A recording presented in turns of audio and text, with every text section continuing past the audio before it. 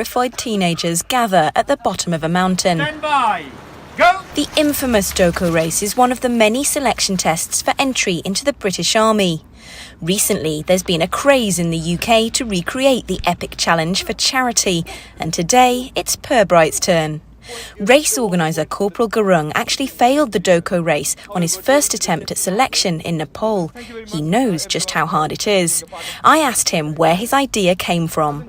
During the lockdown, I was sitting on my chair watching the telly, and to be honest, it is all inspired by Captain Moore, who managed to collect millions for the NHS staff. In my personal view, NHS staff and the armies are I see the similarities. So during the time in Afghanistan, we were in the front line fighting with the visible enemy, but now currently the NHS staff in the front line fighting with the invisible enemy. Yeah, so I can understand the effort they are putting to save our lives. 4, 3, 2, 1, and go! Why did you want to do it? Because during the selection process, it is one of the mandatory tests, right? Just I want to feel it, how I feel like after 13 years to recall my experience in before when I was in selection process.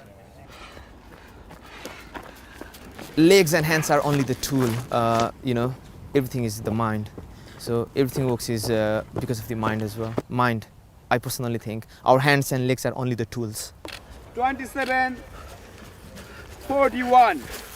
Well done. It's massive strain on the neck muscles, and yeah, I don't recommend it. Highly don't recommend it. So I didn't actually use the full head strap. I don't think I've got a strong enough neck for that.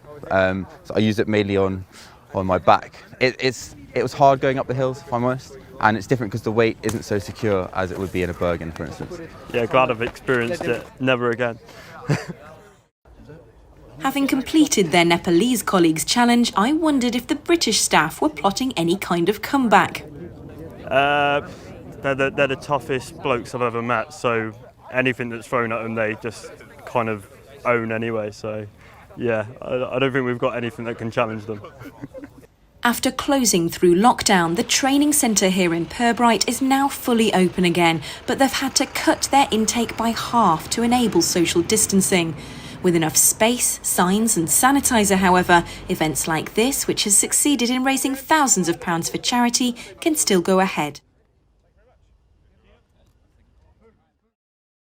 If you enjoyed this video, don't forget to like and subscribe to our channel.